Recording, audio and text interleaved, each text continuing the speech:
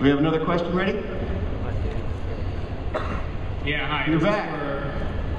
For Angelina. Yes. I think you're awesome, first of all. Oh, you're so sweet. Thank you.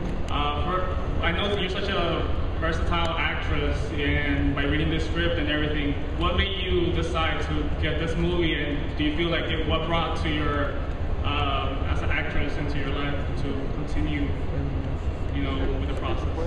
Well, there's something, it's so hard, as I said, it's hard to explain her because so much of her is a mystery until you see it, and then when you see it, I think it becomes clear why I would choose to do her. But there was a real duplicity to her personality, and there's a part of her that's not necessarily a good guy, and because of certain things that happened to her, as I say, she's a bit damaged. So she's not just heroic, and she's not even, and she's not just brave. There's something a little off about her that, and maybe there's a little something off about me, so I wanted to play it. So it seemed like a good match. Thank you. Thank you.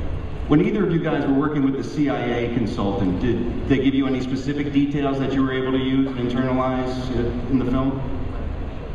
They did. Well, for me, the most interesting thing is that people, if you work at the CIA, you can't share anything about your work and your life with your family, or your friends. So you become this very, very lonely, isolated individual that has a lot of secrets, and I think it's a very unusual type of person, a very specific type of person that has to do that, and it's a very big sacrifice that these people make because it's a very lonely life. So I found that really interesting.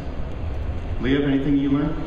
I had the great good fortune, Naomi is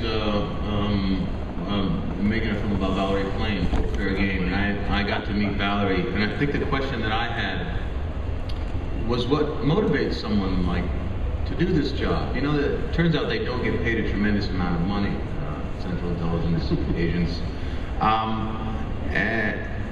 And what was interesting in talking to Valerie about it, and then kind of moving, was that there's a level of patriotism functioning there that I don't think many people understand anymore.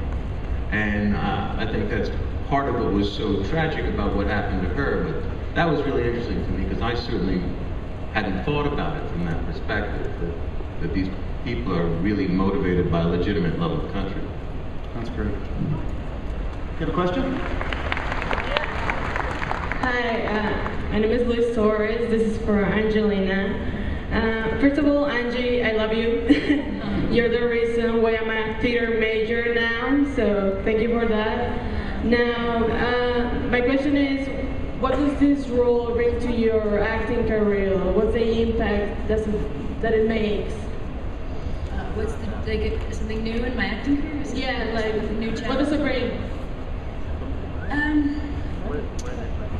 You know, as I said, it's so difficult to speak about her, but it's so unusual to find such a great character, and she has, because when you see the film, her history and her childhood feeds a lot in who she is, and you get to meet her as a child, which is played by wonderful actors, and it was the first time they really feed into who I am, because they're so brilliant and they were so committed that they really helped. We all did the character together. But it's the decisions you make. At the end of the day, I think this film is very much about what you choose to do with your life, where you stand, and what you decide you won't be pushed to do, and your own personal line. And I think that is something that we all have to come to terms to at some point in our life, and you know, take a stand or back away or whatever it may be. And I think, no matter what your circumstances are, how you're raised, whatever excuses you have for the pain in your life and the things, the self-destructive nature, whatever it may be, at some point, you make this big decision to make your own choices. And she does, and when she does in the film, I was moved by that. I liked what she did, and I liked why she did it. Go ahead. I know this part was originally written with a male in mind, and they actually rewrote it specifically for you. And I was wondering, changing the gender of the character, how did that change the story and kind of what went into that? Maybe Lorenzo, you can address that. Did changing the sex of the lead character change much in the film in your mind? You know, it was really an interesting exercise for us because it was a big learning process for all of us, I think. you know, we thought at first that the really hard part was going to change the lead character, but that was difficult in some ways. But what was surprising to us was how much it influenced every other character. I think we sort of looked at it almost narrowly at first to say, all right, how do we change it for Angelina? And the truth was, you know, like with Liev's character, how that character relates to a male colleague in a workplace versus a female colleague is very different.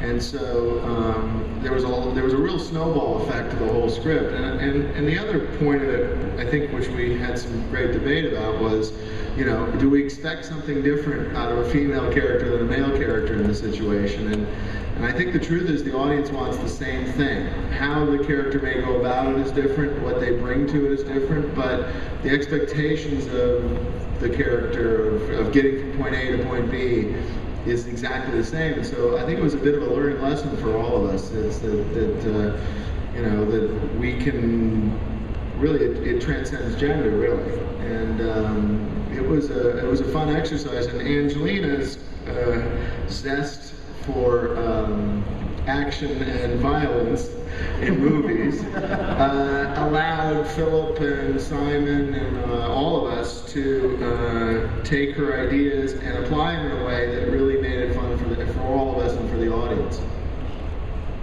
That's great. Okay, we got time just for a few more questions. Go ahead. Hi, my question is, what firearms were used during the making of the film? What firearms did you use?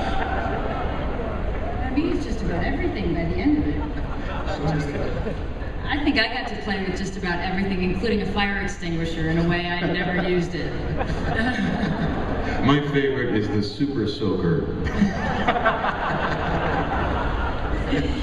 We did, I mean, you know, in most action films, sometimes you have that one gun, but in this one it was kind of like everybody stealing everybody else's gun or picking up things off soldiers, different types of soldiers, different, so in the end there was just a little bit of everything. But a lot of hand-to-hand combat in the end of the day, and I think that was our weapon of choice, to kind of go down and dirty and just punch each other. Thanks. Go ahead. Thank you. My question is for Mr. Shreiber. What sort of specialized fight training or weapons training did you do for this role that may have been different from past action roles that you've done? I didn't do a lot of special training. I mean, that was pretty much Angie. Angie, every day when we weren't working, was up in the gym training with those guys, fight styles and Krav Maga and Muay Thai and everything, really. I had done, you know, when I got out of school, I did some fight choreography in the theater, and this guy who worked on this film, Simon Crane, is just amazing. And it was really fun. I mean, it was just, he had just incredible ideas. And I think what I liked most about them was that they were feasible, that everything looked like it could happen, and it was sort of, so it was very, I didn't have to do a lot of training for it. I don't have a tremendous amount of violence in the movie. It was just a little bit. Well, the end result is certainly remarkable, as you can see up on the screen. You can see for yourselves tonight at midnight when Salt opens. It's in theaters everywhere tomorrow. Please give a warm round of applause to the cast and creators of Salt.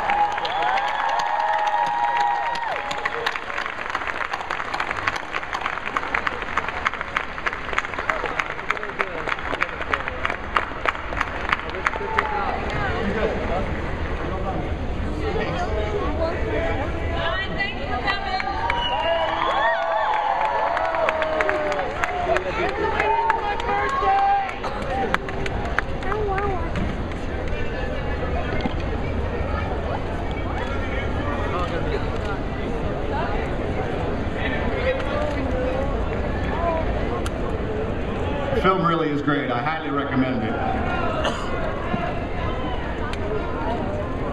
Let's talk about our next film, shall we?